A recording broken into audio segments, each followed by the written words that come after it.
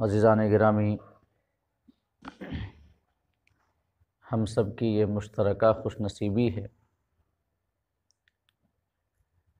کہ اس نے ایک بار پھر سے ہمیں یہ توفیق مرحمت فرمائی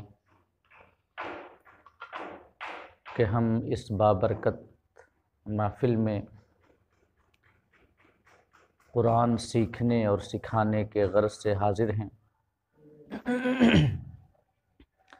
اللہ رب العزت کی بارگاہ میں دعا ہے کہ اس محفل کو اور ہم سب کی حاضری کو قبول فرمائیں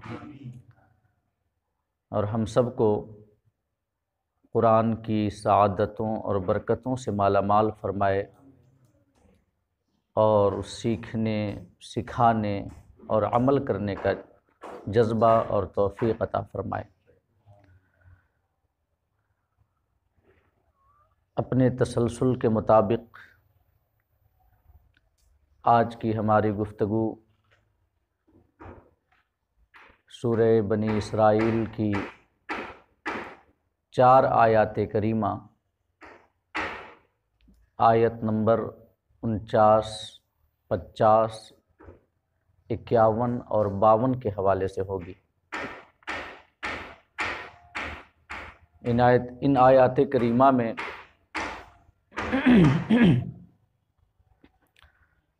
اللہ رب العزت نے عقیدہ قیامت کا تذکرہ فرمایا اور یہ تذکرہ اجمالاً یا سرسری طور پر نہیں ہے، بلکہ کفار و مشرکین اور بعث بعد الموت یعنی زندگی مرنے کے بعد دوبارہ زندگی کا انکار کرنے والوں کے شبہات کا بھی تذکرہ کیا گیا ہے اور دلائل قاہرہ اور باہرہ سے ان شبہات کا رد بلیغ بھی کیا گیا ہے۔ کفار مکہ قیامت کے حوالے سے جو شبہات پیش کرتے تھے، ان کے دل میں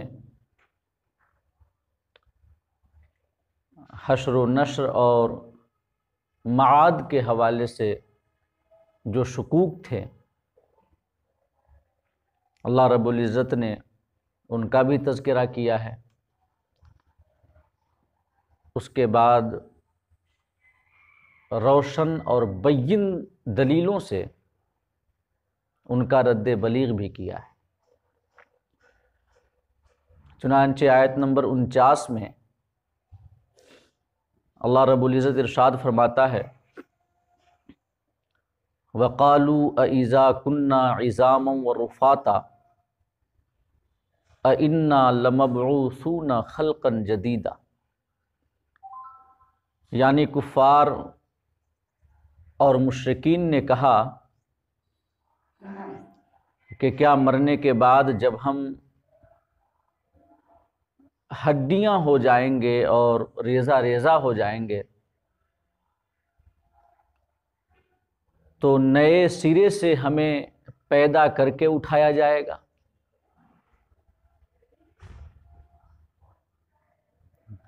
انسان جب مرتا ہے تو موت کے بعد اس کے بدن کے جو اجزاء ہیں وہ پھول اور پھٹ جاتے ہیں، اعضائے بدنی بکھر جاتے ہیں۔ تو کہتے تھے کہ جب ہمارا بدن پھول جائے گا، پھٹ جائے گا، اجزاء بکھر جائیں گے، محض ہڈیوں کا ایک ڈھانچہ رہ جائے گا، اس کے بعد ایک اور دور بھی آئے گا کہ ہماری ہڈیاں بھی گل سڑ جائیں گی، ہڈیاں بھی ریزہ ریزہ ہو جائیں گی، ان کا نام و نشان تک نہیں رہے گا۔ تو کیا اس کے بعد ہمیں پھر سے دوبارہ پیدا کیا جائے گا؟ عقل اسے نہیں مانتی۔ اللہ پاک نے فرمایا اپنے حبیب سے خطاب کرتے ہوئے کہ قل، محبوب تم انہیں جواب دیتے ہوئے فرماؤ، کونوا حجارۃ او حدیدا او خلقا مما یکبر فی صدورکم فسیقولون من یعیدنا قل الذی فطرکم اول مرہ۔ اللہ نے اپنے حبیب سے خطاب کرتے ہوئے ارشاد فرمایا کہ محبوب کفار کو جواب دیتے ہوئے کہو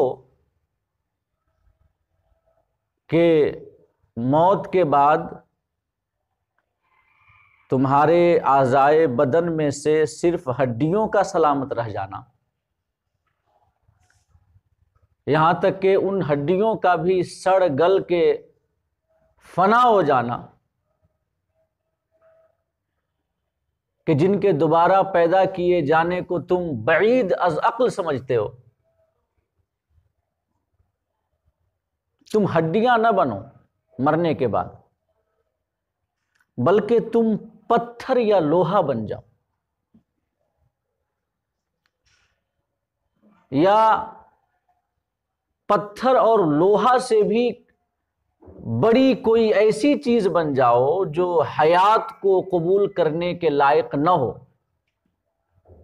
جسے دوبارہ زندہ پیدا نہ کیا جا سکتا ہو تمہارے بقول، تمہاری عقل کے مطابق۔ ہڈیاں تو بہرحال وہ زندہ انسان کا ایک حصہ تھی نا پہلے، تم پتھر بن جاؤ، لوہا بن جاؤ، جو کبھی بھی ایک زندہ انسان کا جز نہیں تھے، یا پتھر اور لوہا سے بھی بڑی کوئی چیز بن جاؤ، پھر بھی اللہ رب العزت تمہیں دوبارہ پیدا کر دے گا۔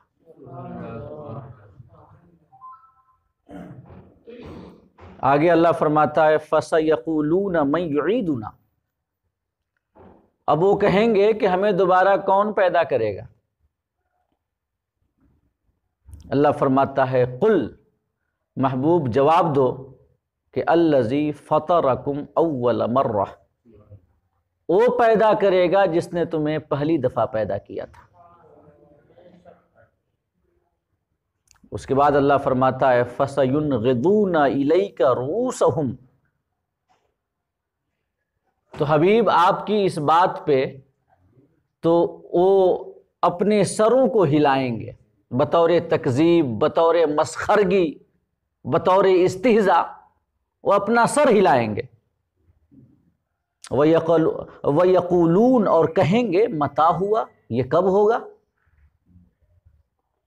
اللہ فرماتا ہے قُلْ عَسَىٰ أَن يَكُونَ قَرِيبًا، محبوب انہیں جواب دو کہ شاید قریب ہی ہو، شاید وہ قریب ہی ہو، نزدیک ہی ہو۔ یوم یدعوکم فتستجیبون بحمدہ وتظنون ان لبثتم الا قلیلا، اللہ فرماتا ہے وہ دن ہوگا جب وہ تمہیں پکارے گا تو اس کی حمد و ثنا کرتے ہوئے تم اس کی پکار کا جواب دو گے، اس کی تعریف کرتے ہوئے اپنی قبروں سے اٹھو گے، اور تم یہ خیال کرو گے کہ ان لبثتم الا قلیلا، دنیا میں تم تھوڑے دن ہی رہے، دنیاوی زندگی کی قلت و حقارت تب تمہارے سمجھ میں آ جائے گی۔ یہ وہ آیات ہیں جن میں اللہ رب العزت نے عقیدہ قیامت کو بالتفصیل بیان کیا ہے۔ اس سے پہلے کہ ہم ان کی تفسیر کے حوالے سے کچھ باتیں عرض کریں، آئیے ربط بین الآیات پہ غور کرتے ہیں کہ ان آیات کا پچھلی آیتوں سے کیا تعلق ہے۔ سورہ بنی اسرائیل میں جو پیچھے آیتیں گزری کہ جن کی تفسیر آپ سماعت کر چکے ہیں، ان آیات سے ان آیات کا جن میں عقیدہ قیامت کا تذکرہ ہے کیا تعلق ہے؟ تو تعلق کو بیان کرتے ہوئے قول اول علماء کا یہ ہے کہ پچھلی آیات میں اللہ رب العزت نے الہیات کا بیان کیا. الہیات یعنی اللہ رب العزت کے حوالے سے ہمارا عقیدہ کیسا ہونا چاہیے. شرک یا اللہ کی ذات اور اس کے صفات کا انکار، یہ کیسے عقل و خرد کے خلاف ہے. اللہ پاک کی وحدانیت ہی بہترین عقیدہ ہے. اللہ پاک نے ان باتوں کا تذکرہ کیا پہلے. الہیات کے بعد اللہ رب العزت نے نبوات کا بیان کیا، عقیدہ رسالت کا. آقا کریم صلی اللہ علیہ وسلم کے حوالے سے پچھلی آیات میں بالتفصیل تذکرہ گزرا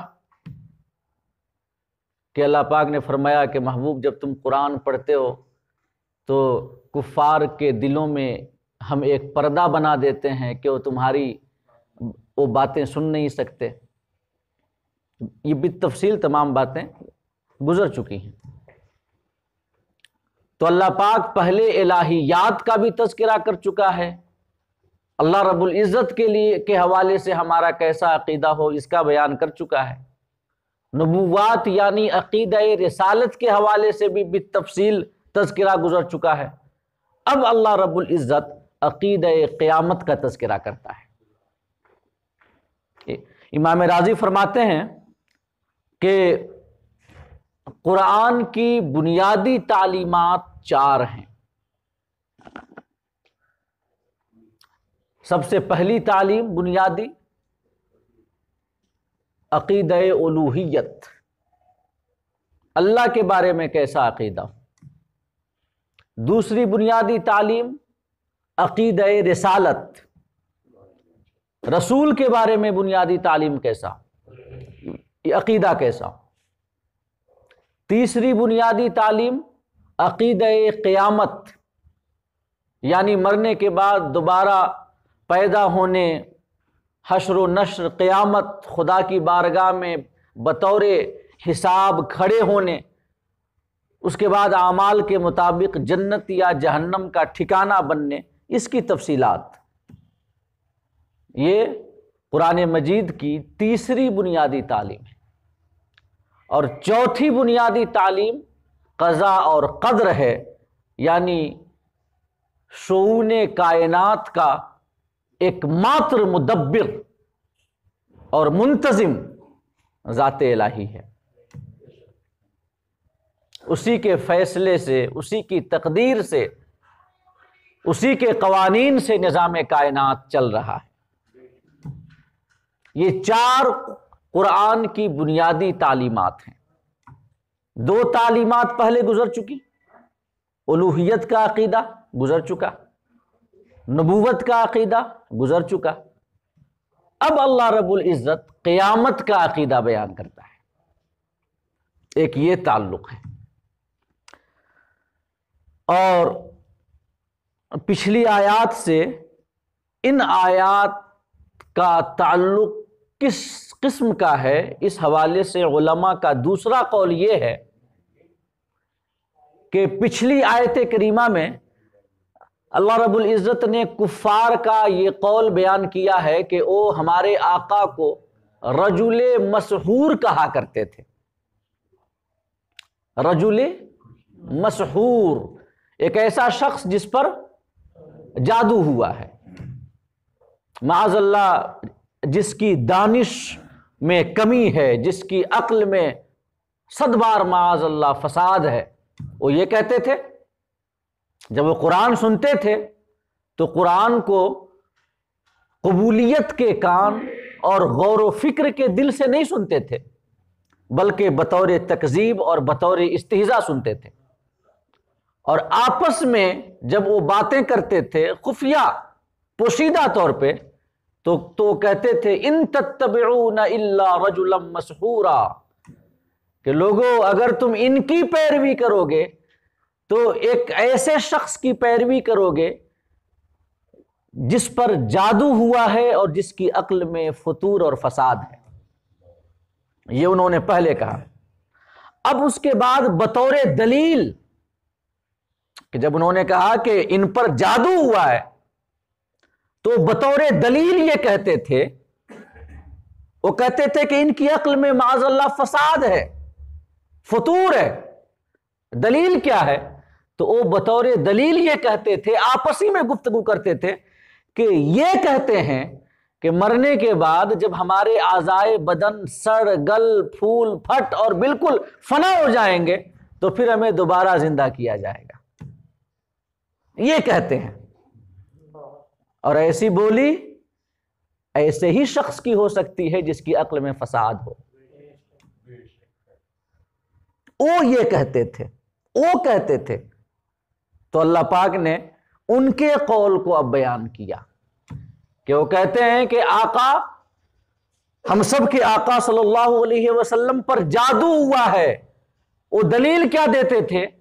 اللہ پاک نے فرمایا کہ وَقَالُوا أَإِذَا كُنَّا عِظَامًا وَرُفَاتًا أَإِنَّا لَمَبْعُوثُونَ خَلْقًا جَدِيدًا، کہ وہ کہتے ہیں کہ محمد صلی اللہ علیہ وسلم کا کہنا یہ ہے کہ جب موت کے بعد ہمارے اعضاء میں سے فقط ہڈیاں ہی بچ جائیں گی اور پھر ایک ایسا وقت بھی آئے گا کہ ہڈیاں بھی ریزہ ریزہ ہو جائیں گی، کوئی نام و نشان نہیں رہے گا، تو کہتے ہیں اِنَّا لَمَبْعُوثُونَ خَلْقًا جَدِيدًا، تو پھر ہمیں دوبارہ پیدا کیا جائے گا. یہ ان کی دلیل تھی آقا کریم صلی اللہ علیہ وسلم کے رجل مسحور ہونے پر، ان پر جادو کیے جانے پر ان کی دلیل تھی. اور دلیل کے ساتھ ساتھ عقیدہ قیامت پر ان کا شبہہ بھی تھا، یہ ان کا اعتراض بھی تھا، سوال بھی تھا. اور ان کے اعتراض کی جو تقریر ہے وہ یہ ہے کہ انسان عناصر اربعہ سے پیدا کیا گیا ہے نا. عناصر اربعہ یعنی آگ، مٹی، ہوا اور پانی. یہ عناصر اربعہ ہیں، چار بنیادی عنصر جن سے کائنات کی ہر چیز پیدا کی گئی ہے: آگ، مٹی اور ہوا اور پانی. ایک شاعر نے کہا تھا، زندگی کیا ہے عناصر کا ظہور ترتیب، موت کیا ہے انہی اجزاء کا پریشاں ہونا. ہے کہ نہیں ہے؟ تو آگ، مٹی، ہوا اور پانی سے انسانی بدن کی تخلیق کی گئی ہے. اب جب انسان کو موت آتی ہے، موت کے بعد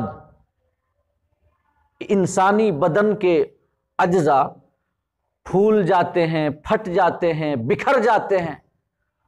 اور بکھرنے کے بعد عناصر اربعہ جو ہیں چاروں، آگ، پانی اور مٹی اور ہوا، ان چاروں میں سے جو جو ذرات اور جو حصے بدن انسانی کی تشکیل اور تخلیق میں تھے، وہ انسانی بدن سے وہ حصے مل کر انہی عناصر اربعہ سے دوبارہ مل جاتے ہیں. انسانی بدن کے وہ اجزاء جن کا تعلق پانی سے ہے وہ پانی سے مل جاتے ہیں. انسانی بدن کے وہ ذرات جن کا تعلق ہواؤں سے ہے وہ ہوا سے مل جاتے ہیں. انسانی بدن کے وہ ذرات جن کا تعلق مٹی سے ہے مٹی میں مل جاتے ہیں. اور بدن انسانی کے وہ اجزاء جن کا تعلق آگ سے ہے وہ آگ میں مل جاتے ہیں. تو موت کے بعد انسان کے بدن بکھر کر، متفرق ہو کر کے، منتشر ہو کر کے وہ انہی عناصر اربعہ میں مل جاتے ہیں جن سے انہیں پیدا کیا گیا تھا. تو پھر وہ زمینی کائنات ہی کا ایک حصہ بن جاتے ہیں، وہ من جملہ عالم بن جاتے ہیں.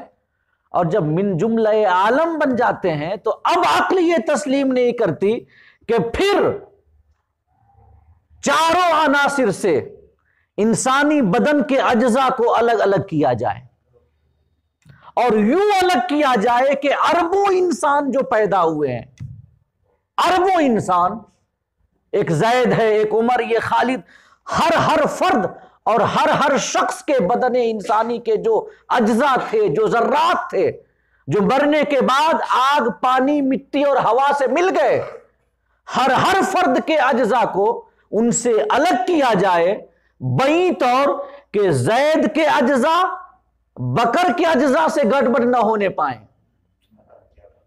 بکر کے حصے عمر کے حصے سے نہ ملنے پائیں، اس طور سے بدن انسانی کے اجزاء اور ذرات کو کائنات سے، عناصر اربعہ سے دوبارہ الگ کرنا اور ایک جیتا جاگتا انسان پیدا کر دینا کہ جس میں زندگی بھی ہو، عقل بھی ہو، حیات بھی ہو۔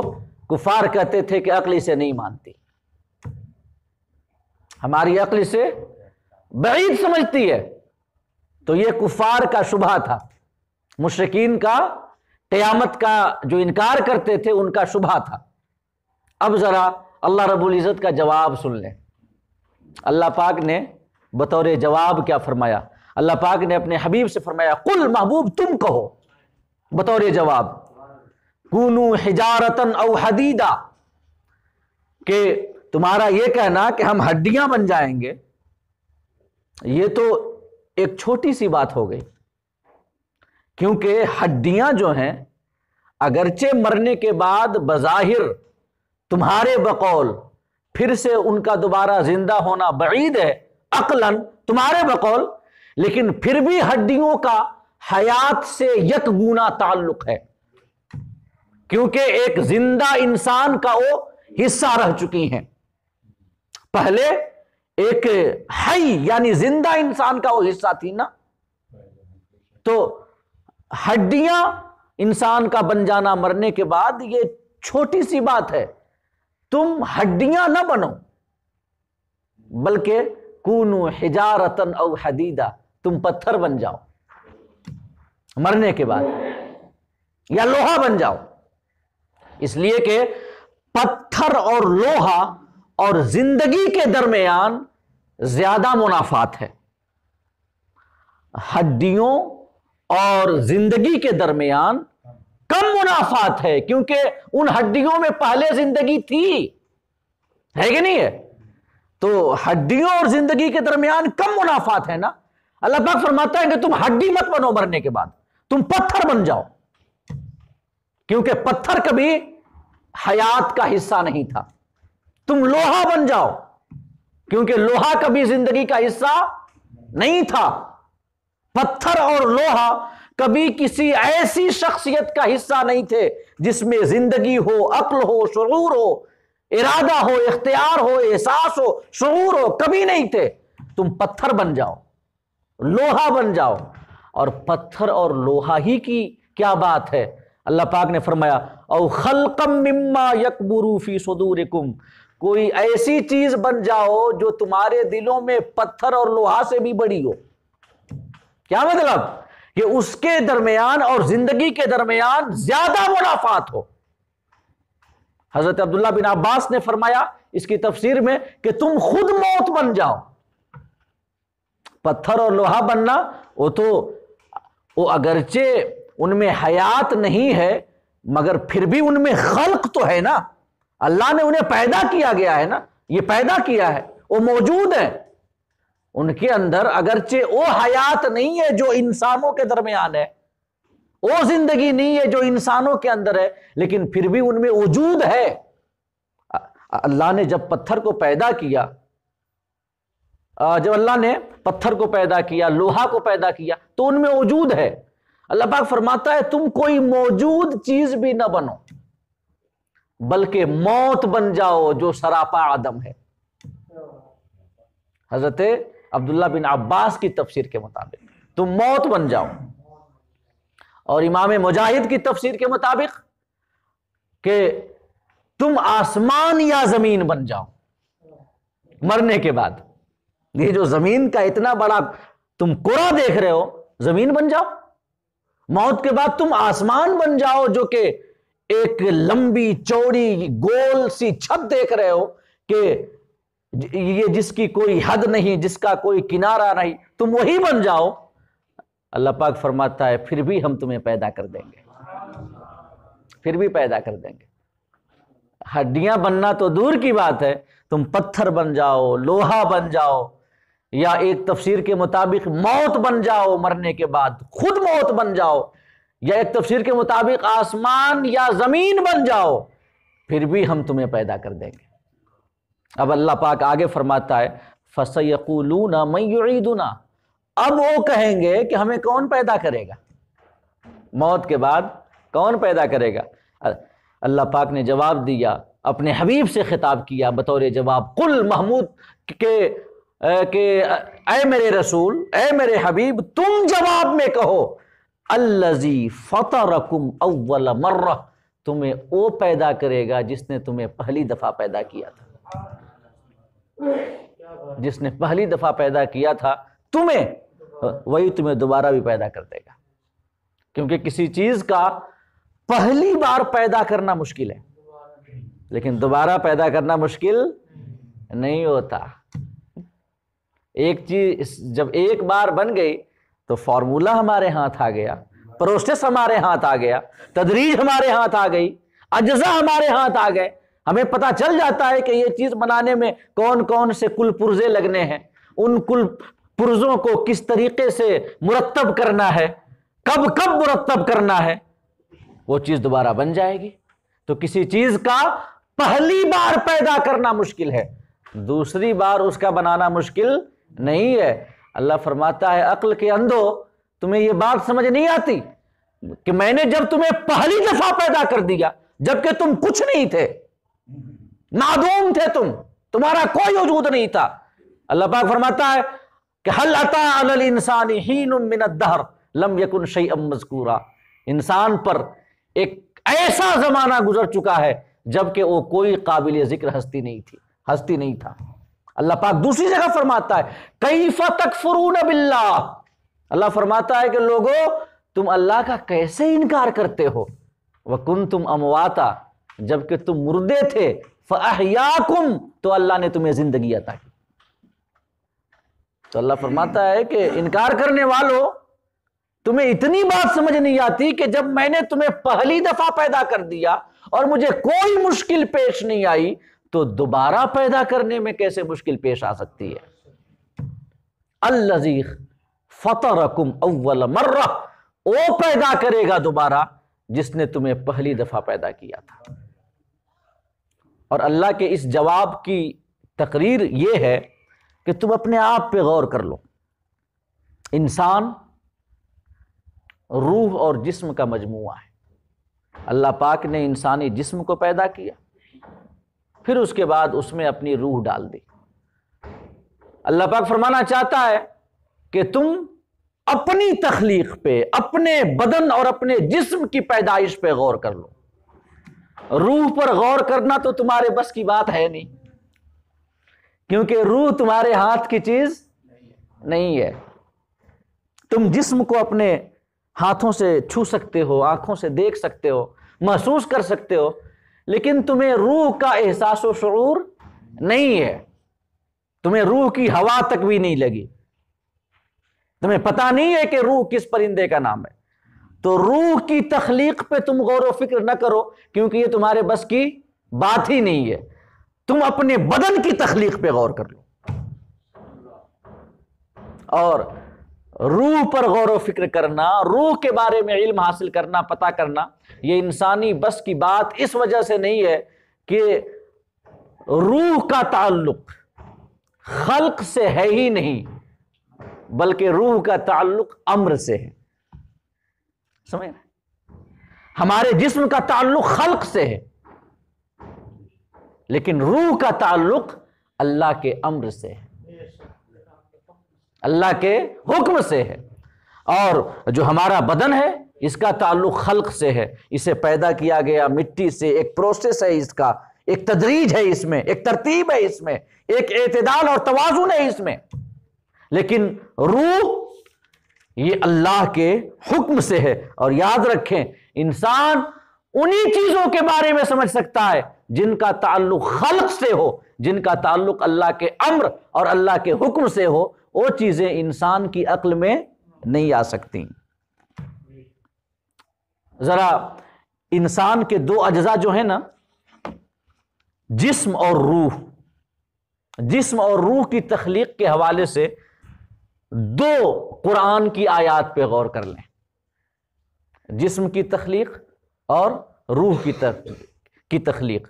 اللہ پاک فرماتا ہے جسم کے حوالے سے وَمِنْ آيَاتِهِ أَنْ خَلَقَكُم مِّن تُرَابٍ، یہ اللہ کی نشانیوں میں سے ہے اے انسانوں کہ اس نے تمہیں مٹی سے پیدا کیا ہے، اس نے تمہیں مٹی سے پیدا کیا ہے۔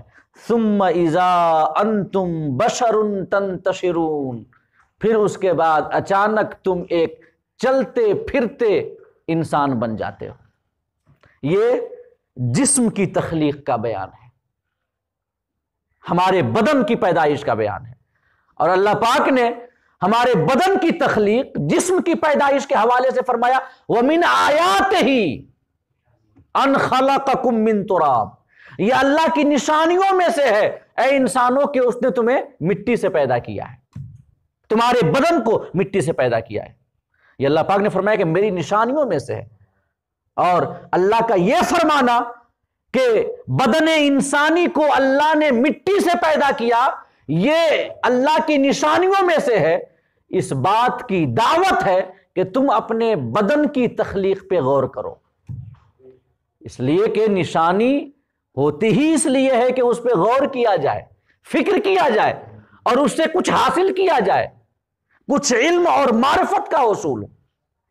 بدن انسانی کے مٹی سے تخلیق کیے جانے کو اللہ پاک نے فرمایا وَمِنْ آيَاتِهِ، یہ میری نشانیوں میں سے ہے۔ کیوں؟ انسانوں غور کرو اس پر کہ ہم نے کیسے تمہارے بدن کو مٹی سے بنایا ہے، کس کس مدارج سے تمہارا بدن تخلیق سے پہلے گزرا ہے، غور کرو اس پہ۔ یہ بدن کے حوالے سے آیات اللہ پاک نے فرمایا کہ یہ اللہ کی نشانیوں میں سے ہے، اور نشانیاں ہوتی ہی ہیں غور و فکر کے لیے اور تدبر کے لیے کہ ان سے علم اور معرفت حاصل کی جائے۔ لیکن جب روح کے بارے میں تذکرہ ہوا قرآن میں، یہ تو جسم کا تذکرہ تھا نا، لیکن جب روح کا تذکرہ ہوا تو کیسے ہوا؟ غور کریں۔ اللہ پاک فرماتا ہے وَيَسْأَلُونَكَ عَنِ الرُّوحِ، محبوب لوگ تم سے روح کے بارے میں پوچھتے ہیں۔ سرسری سا جواب دیا گیا اجمالاً، قُلِ الرُّوحُ مِنْ أَمْرِ رَبِّي، محبوب انہیں جواب دے دو کہ روح میرے رب کے امر سے ہے، یعنی میرے رب کے حکم سے ہے۔ اس کے بعد وضاحت بھی کر دی گئی، یہ تمہاری سمجھ میں آنے کی بات نہیں ہے، تم اس کے چکر میں نہ پڑو۔ کیوں؟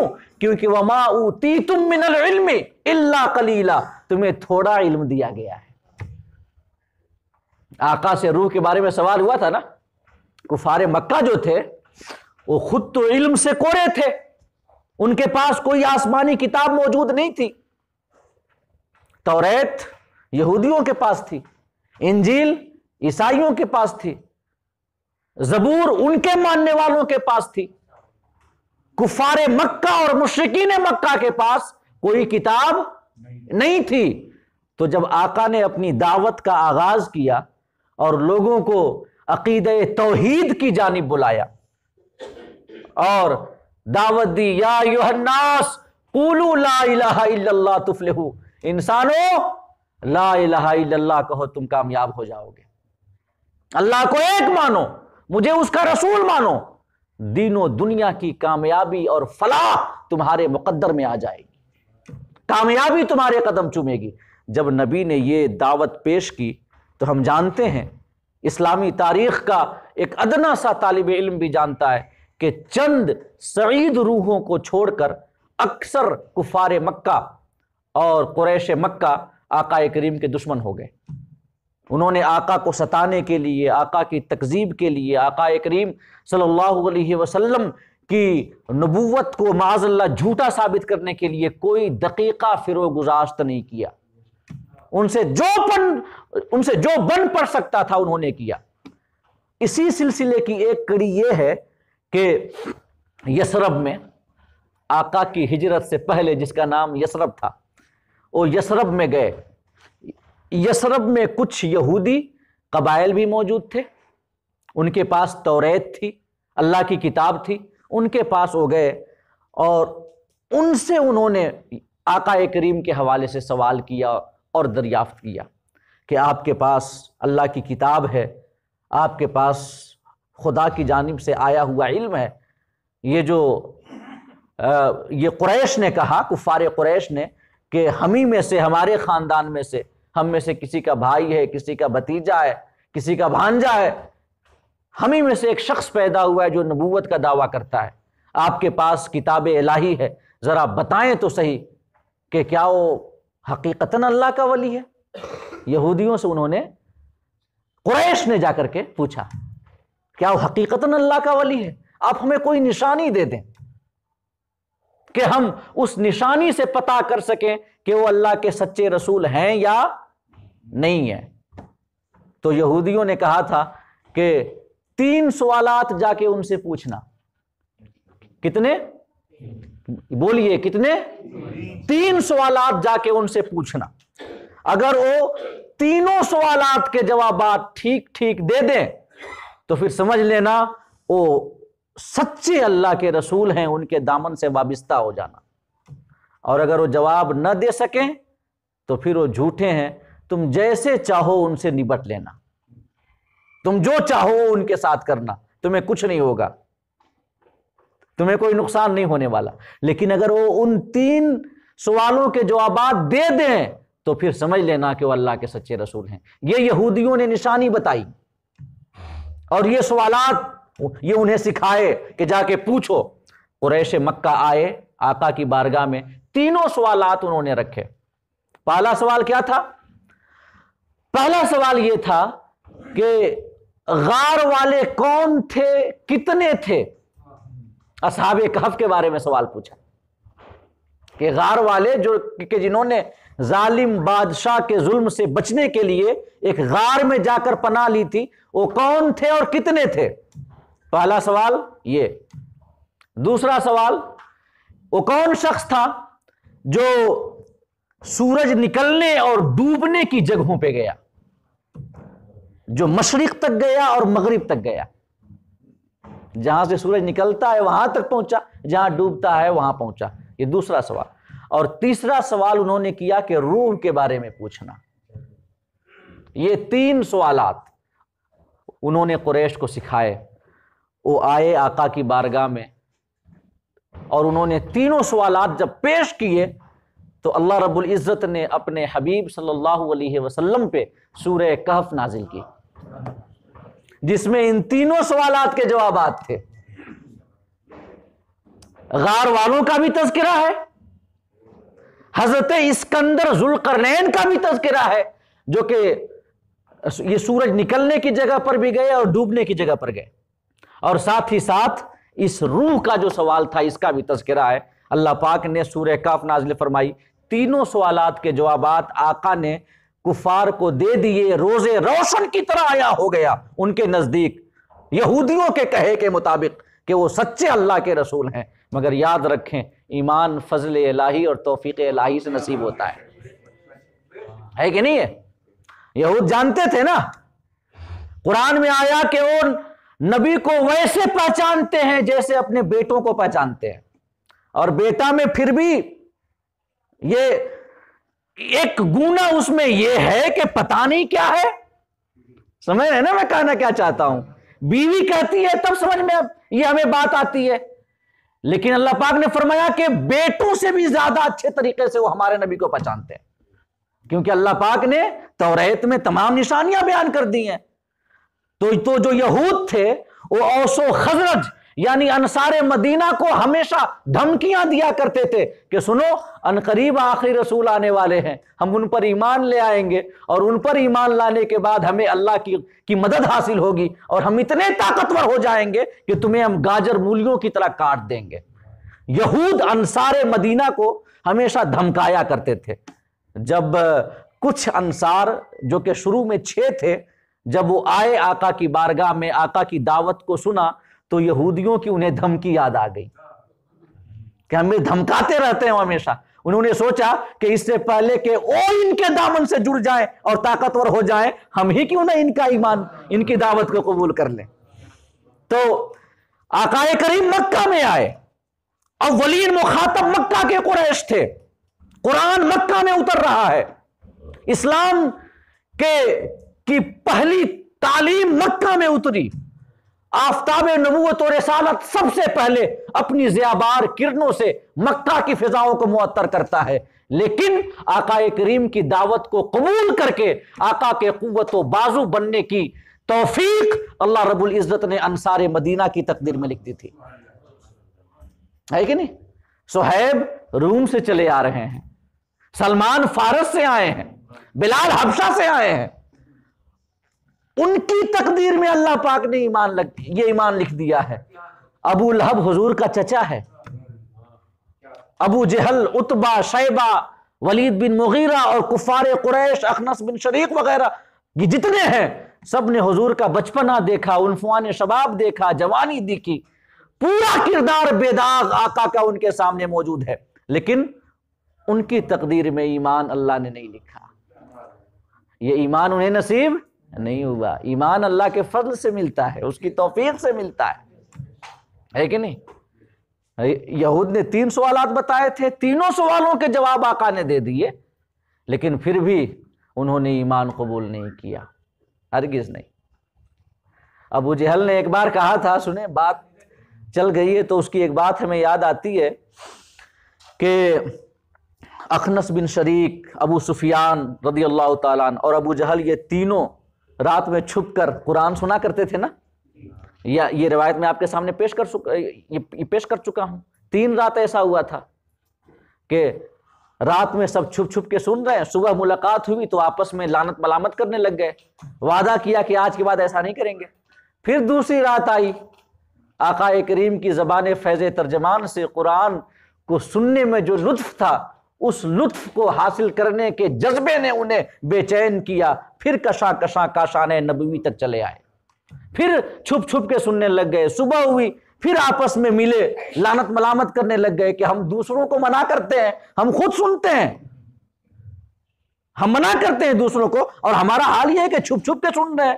جب سادہ لو عوام کو پتا چلے گا کہ تو ان کا رد عمل کیا ہوگا، انہوں نے پختہ وعدہ کیا کہ آج کے بعد پھر نہیں آئیں گے۔ پھر تیسری رات آئی، پھر اس طرف نے بے چین کیا کہ زبان نبوی سے کلام ربانی کے کچھ حصے سنے جائیں، پھر اس طرف سے بے چین ہو کر وہ کاشان نبوی میں چلے آئے، رات بھر سنتے رہے، صبح ہوئی تو ان کی پھر ایک جگہ ملاقات ہو گئی تینوں کی، تو پھر ایک دوسرے کو ملامت کرنے لگ گئے اور پختہ وعدہ کیا کہ آج کے بعد ایسا نہیں ہوگا۔ ابو سفیان، اخنس بن شریق اور ابو جہل، اخنس بن شریق اس کے بعد گئے حضرت ابو سفیان کے پاس، بتائیں تو کیا خیال ہے آپ کا، 3 راتیں ہم نے مسلسل آقا سے قرآن سنے ہیں۔ یہ انہوں نے جا کر کے اخنس بن شریق نے پوچھا حضرت ابو سفیان سے کہ محمد صلی اللہ علیہ وسلم سے 3 راتیں ہم سن چکے ہیں، بتائیں تو کیا خیال ہے۔ ابو سفیان نے کہا تھا کہ ان کی کچھ باتیں ہمیں سمجھ آتی ہیں، کچھ سمجھ نہیں آتی۔ پھر وہ پہنچا ابو جہل کے پاس، تو ابو جہل نے کیا جواب دیا تھا سنیے۔ ابو جہل نے کہا تھا کہ ہم میں اور بنو ہاشم میں مقابلہ ہوا۔ ابو جہل کا تعلق خاندان مخزوم سے تھا، بنو مخزوم، اور آقا کریم کا تعلق خاندان بنی ہاشم سے تھا۔ تو ابو جہل نے کہا کہ ہمارے خاندان بنو مخزوم اور محمد صلی اللہ علیہ وسلم کے خاندان بنی ہاشم میں مقابلہ ہوا کہ کون افضل و اعلیٰ ہے۔ انہوں نے لوگوں کو کھلایا، سخاوت کے دریا بہا دیے، ہم نے بھی سخاوت کے دریا بہا دیے۔ ان کے نوجوان شہسوار بن کر کے میدان جنگ میں داد شجاعت دیتے نظر آئے، ہمارے نوجوان بھی شہسوار بن کے میدان جنگ میں داد شجاعت دیتے نظر آئے۔ تو ہر وہ فضیلت کا کام انہوں نے بھی کیا، ہم نے بھی کیا۔ ابو جہل کہتا ہے کہ ہر فضیلت کا کام اور عظمت کا کام جس سے بڑائی ہوتی ہے، مہمان نوازی، سخاوت، جنگوں میں بہادری، بنو ہاشم کے خاندان نے بھی کیا، ہمارے خاندان نے بھی کیا۔ لیکن پھر ایک وقت آیا کہ وہ خاندان بنو ہاشم یہ کہنے لگ گیا کہ ہم میں ایک نبی ہے کہ جس کے پاس آسمان سے وحی آتی ہے، اب یہ بات ہم کہاں سے لائیں؟ اس نے کہا کہ ہم یہ کہاں سے لائیں؟ جو ہمارے بس میں تھا ہم نے کیا، لیکن ہم یہ کہاں سے لائیں کہ ہمارے پاس کوئی ایسا شخص ہو جس کے پاس وحی آتی ہو؟ اس کے بعد ابو جہل نے کہا تھا قسم خدا کی ہم کبھی ایمان نہیں لائیں گے۔ تو حسد تھا، جلن تھی کہ ان کا خاندان عظیم ہو جائے گا، ان کا خاندان بڑھ جائے گا، تو حسد اور جلن اور تعصب کی وجہ سے انہوں نے ایمان نہیں لایا۔ تو ایمان فضل خداوندی ہے کہ نہیں ہے؟ اللہ جسے چاہتا ہے ایمان کی دولت سے سرفراز فرماتا ہے۔ تو 3 سوالوں میں سے ایک سوال تھا روح کے بارے میں۔ اللہ پاک نے فرمایا الروح من امر ربی، روح میرے رب کے امر سے ہے، حکم سے ہے۔ وما اوتیتم من العلم الا قلیلا، زیادہ سوچ وچار نہ کرو، تمہیں تھوڑا علم دیا گیا ہے، تم روح کے بارے میں نہیں جان سکتے۔ تو ذرا غور کریں کہ جسم کے حوالے سے اللہ پاک نے فرمایا کہ ہم نے تمہارے بدن کو مٹی سے پیدا کیا ہے، یہ ہماری نشانی ہے، تم غور کیوں نہیں کرتے؟ یہ جسم کے بارے میں فرمایا، لیکن روح کے بارے میں فرمایا من امر ربی، میرے رب کے حکم سے ہے، تمہیں تھوڑا علم دیا گیا ہے۔ اس سے سمجھ میں آتا ہے کہ ہم اللہ کے خلق کو تو سمجھ سکتے ہیں، لیکن اس کے امر اور حکم کو ہم نہیں سمجھ سکتے۔ اور جب بات آ گئی ہے تو ایک اور چیز پہ غور کر لیں، خلق تدریجی ہے، امر تکوینی ہے۔ کیا مطلب؟ کہ خلق میں ایک تدریج ہے، پروسیس ہے، اسٹیپ بائی اسٹیپ، لیکن امر میں تکوین ہے۔ وہاں پہ صرف لفظ کن فیکون، ہو جا، وہ چیز ہو جاتی ہے۔ سمجھ رہے؟ ذرا ان آیات پہ غور کریں، سورہ قمر کی۔ اللہ پاک نے فرمایا اِنَّا كُلَّ شَيْءٍ خَلَقْنَاهُ بِقَدَرٍ، یہاں پہ خلق کی بات ہے۔ اللہ نے فرمایا کہ ہم نے ہر چیز کو ایک اندازے سے پیدا کیا ہے۔ خلق میں اندازہ پایا جاتا ہے، یہ اس میں اعتدال، ترتیب، توازن، تسویہ اور تدریج پائی جاتی ہے۔ خلق ایک اندازے سے پیدا کیا ہے۔ اللہ پاک فرماتا ہے خلقناہ بقدر، ہم نے ہر چیز کی خلق اندازے سے کی ہے، اور جہاں اندازہ ہو وہاں پروسیس ہوتا ہے، وہاں تدریج ہوتی ہے۔ لیکن جہاں امر کی بات ہے، اللہ فرماتا ہے اسی صورت میں فوراً بعد وما امرنا الا واحدۃ کلمح البصر، ہمارا امر تو ایک بات کی بات ہے، پلک جھپکنے کی دیر ہے اور امر نافذ ہو جاتا ہے۔ اللہ فرماتا ہے تو امر میں پروسیس اور تدریج نہیں ہوتی، خلق میں پروسیس اور تدریج ہوتی ہے۔ ذرا اس آیت کریمہ کے بھی یہ کو بھی ہم دیکھیں۔ اللہ فرماتا ہے انما امرہ اذا اراد شیئا ان یقول لہ کن فیکون۔ اللہ فرماتا ہے کہ اللہ کا امر یہ ہے کہ جب وہ کسی چیز کا ارادہ کرتا ہے تو امر یعنی حکم دیتا ہے، کن ہو جا، فیکون بس وہ چیز ہو جاتی ہے۔ تو امر میں تدریج پائی جاتی ہے، خلق میں تدریج پائی جاتی ہے، اور امر میں تدریج نہیں پائی جاتی، اس میں محض ایک کن ہوتا ہے۔ بات انسانوں کی تخلیق کی چل رہی ہے، حضرت آدم کی تخلیق پہ غور کر لیں۔ حضرت آدم علی نبینا وعلیہ الصلاۃ والتسلیم کے بدن کی تخلیق کے حوالے سے اللہ فرماتا ہے اللہ فرماتا ہے وَإِذْ قَالَ رَبُّكَ لِلْمَلَائِكَةِ إِنِّي خَالِقٌ بَشَرًا مِّن صَلْصَالٍ مِّن حَمَإٍ مَّسْنُونٍ۔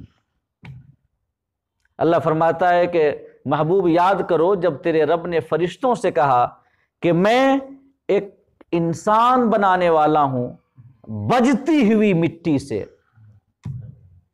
کھنکھناتی ہوئی مٹی سے، یعنی وہ مٹی اتنی سوکھ جائے کہ اس میں کھنک آ جائے، آواز آ جائے، اور وہ مٹی کھنکتی ہوئی آواز والی، اس کی اصل کیا تھی؟ من حمئ مسنون، وہ ایک سیاہ بو والی گارا تھی۔ گارا کہ جب مٹی میں پانی ڈال کر کے اسے گارا بنا دیا جائے، تو وہ اصل میں پہلے سیاہ اور بودار گارا تھی، پھر اسے سکھایا گیا اس مٹی کو، تو اس آواز میں کھنک آ گئی، یہ مٹی کے اندر کھنک اور آواز آ گئی۔ تو یہ حضرت آدم کے بدن کی تخلیق کا ذکر ہے۔ آپ جانتے ہیں، میں سورہ بقرہ کی تفسیر میں بیان بھی کر چکا ہوں کہ حضرت آدم کو جب پیدا کرنا ہوا تو اللہ رب العزت نے حضرت جبرائیل کو حکم دیا کہ جاؤ اور سرخ، سیاہ، سفید، کھاری، میٹھی، نرم، کھردری، ہر قسم کی مٹی لے کر کے آؤ۔ اللہ نے حکم دیا حضرت جبرائیل کو، جبرائیل آئے، ایک مشت مٹی یہ انہوں نے اٹھانا چاہا تو زمین نے پوچھا کہ کیوں، یہ مٹی کیوں لے کر جا رہے ہو؟ حضرت جبرائیل نے ارشاد فرمایا کہ تم سے ایک انسان کو پیدا کرنا ہے، ایک انسان کو پیدا کرنا ہے۔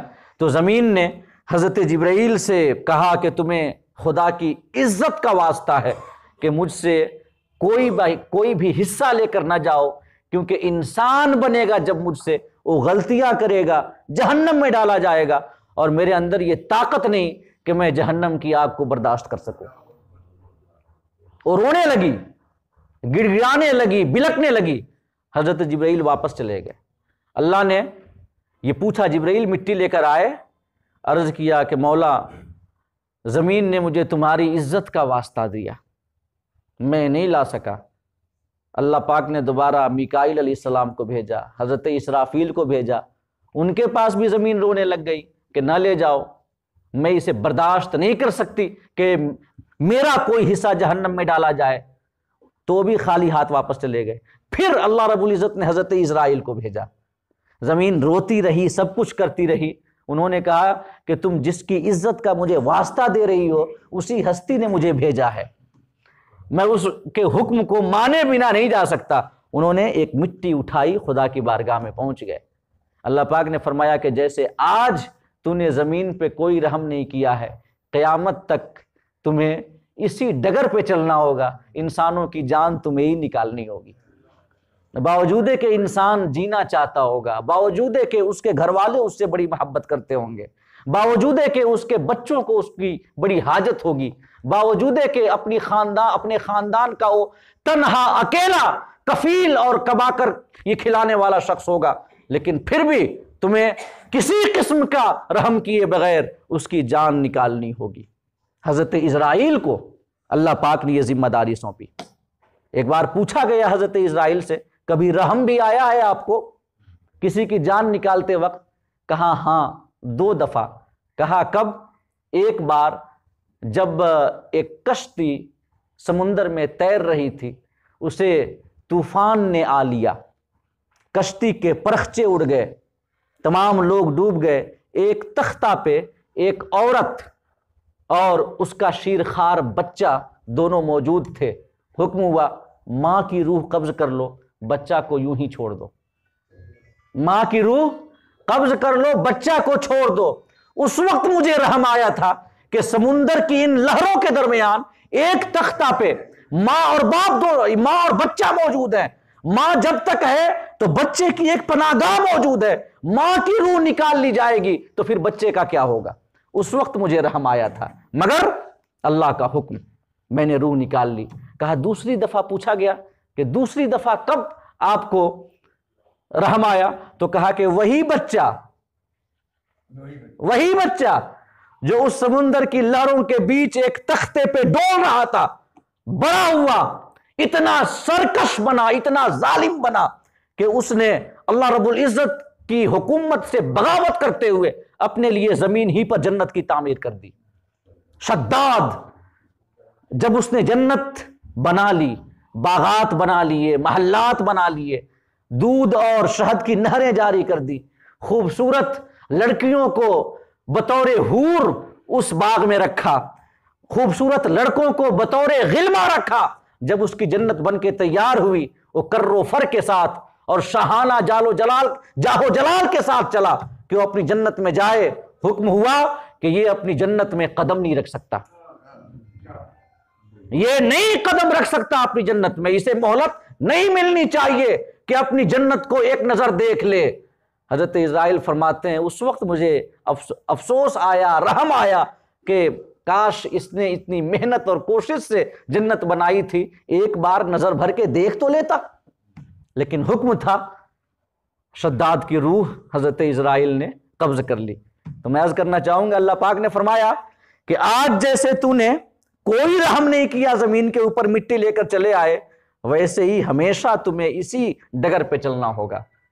ایک شخص جو کہ خاندان میں بڑا محبوب ہوگا، خاندان کا کفیل ہوگا، خاندان والوں کو اس کی ضرورت ہوگی، مگر بچوں کو روتا بلکتا چھوڑ، اس کی بیوی کی آنکھوں میں آنسو چھوڑ کر کے تمہیں اس کی روح کو قبض کر کے میری بارگاہ میں لانا ہوگا۔ حضرت اسرائیل کو ذمہ داری ملی۔ وہ مٹی جب گئی تو اللہ پاک نے حکم دیا، پروسیس دیکھیں، میں پروسیس کی بات کر رہا ہوں کہ بدن کی تخلیق میں پروسیس ہے، تدریج ہے۔ اللہ نے حکم دیا ملائکہ کو کہ یہ مٹی وہاں رکھ دو جہاں آج خانہ کعبہ ہے، جہاں آج خانہ کعبہ ہے وہاں رکھ دو۔ وہاں پہ مٹی رکھ دی گئی۔ 39 روز تک اس پہ رنج و غم کی برسات ہوئی اور ایک روز خوشی کی بارش برسی۔ اسی وجہ سے انسان کو رنج و غم زیادہ ہوتے ہیں، خوشی کی مقدار کم ہے۔ 40 روز تک یہ بارش ہوئی، 39 روز تک رنج و غم کی برسات، ایک روز خوشی کی برسات۔ اور پھر جب وہ مٹی گارے کی شکل میں بن گئی تو مختلف ہواؤں سے اسے خشک کیا گیا، یہاں تک کہ وہ مٹی سوکھ کر کے کھنکنے لگی، اس میں آواز پیدا ہو گئی۔ اللہ نے فرشتوں کو حکم دیا کہ وادی نعمان کے پیچھے میدان عرفات کے پاس اسے لے جا کے رکھ دو، اس کھنکتے ہوئے آواز والی مٹی کو۔ یہ فرشتے اسے وہاں لے جا کر رکھ دیے۔ اللہ رب العزت نے اپنے دست قدرت سے انسانی قالب بنایا، اسی مٹی سے انسانی قالب، انسانی شکل و صورت۔ فرشتے دیکھتے تھے اور سوچتے تھے اتنی منموہنی صورت، اتنی خوبصورت مخلوق، یہ ہے کون؟ تو بہت سوچتے تھے، غور کرتے تھے۔ ابلیس کو بھی خبر مل گئی تھی، وہ بھی آیا ایک بار دیکھنے اس انسانی قالب اور مورتی کو، گھوما پھیرا، دیکھا، اندر گیا، باہر نکلا، سب کچھ دیکھا۔ اور باہر آ کر ملائکہ سے وہ کہتا ہے ابلیس کہ اسی کی تخلیق کے غلغلے پورے عالم میں بلند ہیں، تمام آسمانی کائنات اسی کی پیدائش پر گفتگو کر رہے ہیں، یہی وجود موضوع سخن ہے ہر جگہ۔ کیا ہے یہ؟ اندر سے تو کھوکھلا ہے، ابلیس نے کہا اندر سے کھوکھلا ہے، کمزور ہے، میں نے اس کا باہر والا بھی حصہ دیکھا ہے، اندر والا بھی حصہ دیکھا ہے، کھوکھلا ہے، اس کے اندر کچھ نہیں ہے۔ لیکن ابلیس نے اس وقت کہا تھا کہ میں نے پورے بدن کو دیکھا، کھوکھلا اور کمزور نظر آیا، لیکن سینے کے بائیں طرف ایک کوٹھری ہے کہ جس کے اندر ابھی اندھیرا ہے، مجھے بات سمجھ نہیں آئی کہ وہاں ہے کیا، وہاں ہے کیا؟ سینے کی بائیں جانب جہاں پہ دل ہوتا ہے، ابلیس نے کہا تھا کہ سینے کی بائیں طرف ایک اندھیری کوٹھری ہے، مجھے سمجھ نہیں آئی بات کہ وہاں کیا ہے۔ ہو سکتا ہے وہیں پہ کوئی ایسا راز ہو جس کی وجہ سے اس وجود کو خلافت الہیہ کا حقدار سمجھا گیا ہے، ہو سکتا ہے اسی وجہ سے اس کا یہ مقام و مرتبہ ہو۔ تو پھر اس کے بعد یہ انسانی بدن کی تخلیق کا پروسیس ہے۔ تو آپ دیکھ رہے ہیں جہاں خلق ہے وہاں پروسیس ہے، یہ تدریج ہے۔ لیکن جب روح کی بات آئی، روح ڈالنے کی، تو اللہ پاک نے کیا فرمایا؟ اللہ آگے فرماتا ہے اسی صورت میں کہ فَإِذَا سَوَّيْتُهُ وَنَفَخْتُ فِيهِ مِن رُوحِي فَقَعُوا لَهُ سَاجِدِينَ۔ اللہ نے فرشتوں سے کہا کہ میں اس کے بدن کو بناؤں گا مٹی سے، لیکن جب اس کے تمام انسانی قالب کے اعضاء بن کر کے درست ہو جائیں گے، جب وہ ٹھیک ٹھیک بن جائیں گے، تو اللہ پاک نے فرمایا وَنَفَخْتُ فِيهِ مِن رُوحِي، میں اس میں اپنی عزت والی معزز روح ڈال دوں گا اور پھونک دوں گا۔ تو جہاں پہ روح ہے وہاں پھونکنے کی بات ہے، پھونکنے اور ڈالنے کی، یکبارگی۔ لیکن جہاں پہ بدن کی بات ہے وہاں پہ پروسیس ہے، وہاں پہ تدریج ہے، اسٹیپ بائی اسٹیپ۔ اللہ پاک نے فرمایا جب میں روح پھونک دوں فَقَعُوا لَهُ سَاجِدِينَ، اے فرشتوں اس کے حضور عزت و تعظیم کا مظاہرہ کرتے ہوئے سجدے میں گر جانا۔ تو خلق اور امر کا یہ فرق سمجھ گئے نا، کہ خلق کے اندر تدریج ہوتی ہے اور امر کے اندر الا کلمحۃ البصر، الا کلمح البصر، پلک جھپکنے کی دیر ہوتی ہے، حکم ہوا وہ چیز بن کے تیار ہو جاتی ہے۔ اسی وجہ سے اللہ پاک نے فرمایا کہ هو الذی خلق السماوات والارض فی 6 ایام، اللہ نے آسمانوں اور زمینوں کو 6 دن میں پیدا کیا ہے۔ 6 دن کی بات کیوں آئی؟ کیونکہ یہاں پہ آسمان و زمین کے خلق کی بات ہے، اور خلق میں پروسیس ہے اور تدریج ہے۔ 6 دن تو اللہ پاک فرمانا چاہتا ہے، وقت ہو چکا ہے، کہ تم اپنے جسم کی تخلیق پہ غور کر لو اے انسانوں۔ روح تو تمہارے بس کی بات نہیں ہے۔ روح کو سمجھنے کے لیے تمہیں ذکر الہی کے پانیوں سے اپنے دل کو دھونا ہوگا، اپنے دل کو ستھرا کرنا ہوگا، دل کا تزکیہ کرنا ہوگا، گناہوں کی آلودگی سے اسے بچانا ہوگا، اسے مانجنا ہوگا۔ اور جب دل ذکر الہی سے اور نور ایمان سے جگمگانے لگے گا اور بالکل شفاف آئینہ ہو جائے گا، تب دل کی آنکھ کھلے گی اور اس آنکھ سے تمہیں روح کا کچھ پتا چل پائے گا۔ سمجھ رہے ہیں؟ تو روح کو سمجھنے کے لیے دل کو مانجنے کی ضرورت ہے، اور جسم ہمارے سامنے ہے، چھو لیجئے، دیکھ لیجئے، سب کچھ ہے۔ تو اللہ پاک فرماتا ہے اس پہ غور کر لو۔ یہ تمہارے بدن کو اللہ پاک نے پیدا کیا، اس میں جو اعضاء یہ بنے ہیں، ان اعضاء کی تخلیق میں کائنات سے 4 عناصر کا استعمال کیا گیا ہے۔ کتنے؟ 4 عناصر: آگ، پانی، مٹی، ہوا۔ ٹھیک ہے؟ اب ان عناصر سے ہر شخص کے بدن کے اعضاء بنائے گئے ہیں الگ الگ، اور یہ اعتدال، یہ توازن، یہ تناسب، یہ حسن ترتیب، تم غور کرو، اتنا ایک بے مثال وجود کیا کوئی ایسی ذات بنا سکتی ہے جس میں علم نہ ہو اور قدرت نہ ہو؟ وہی ہستی بنا سکتی ہے نا جو علم والی ہو اور قدرت والی ہو۔ تو تم اپنے آپ پہ غور کر لو، تمہیں سمجھ آ جائے گا کہ اللہ رب العزت علیم ہے اور حکیم ہے، اور ساتھ ہی ساتھ ہر چیز پہ قادر بھی ہے۔ اللہ سب کچھ جاننے والا ہے اور ہر چیز پہ قادر ہے۔ جب اللہ سب کچھ جاننے والا ہے، سب کچھ جاننے والا ہے، تو تمہارے بدن کے اعضاء گل سڑ کے جب فنا ہو جائیں گے اور من جملہ کائنات بن جائیں گے، عناصر اربعہ سے پھر دوبارہ مل جائیں گے، تو جب اللہ ہر چیز کا جاننے والا ہے تو تمہارے اعضاء کے ان ذرات کو تو ضرور جان لے گا جو کہ دنیا میں جا کر کے مل گئے ہیں، جو عناصر اربعہ سے جا کر مل گئے ہیں۔ اور جب اللہ انہیں جانے گا تو جب جاننے کے بعد وہ قادر بھی ہے تو ان اعضاء اور ذرات کو الگ الگ کر کے پھر سے زید، عمر، بکر، خالد، اربوں انسان پیدا کر دے گا، بئی طور کہ کسی کے عضو کا کوئی حصہ دوسرے کے بدن میں نہیں لگے گا۔ یہ ایک اجمال ہے، اس کی تفصیل انشاءاللہ ہم اگلی نشست آپ کے سامنے پیش کریں گے۔ اللہ رب العزت ہم سب کو کہنے اور سننے سے زیادہ عمل کرنے کی توفیق عطا فرمائے، اور ہمیں اپنی ذات و صفات کی معرفت اور پہچان عطا فرمائے، اور قرآن سیکھنے اور سکھانے اور عمل کرنے کی توفیق عطا فرمائے۔ آمین۔ وآخر دعوانا ان الحمد للہ رب العالمین۔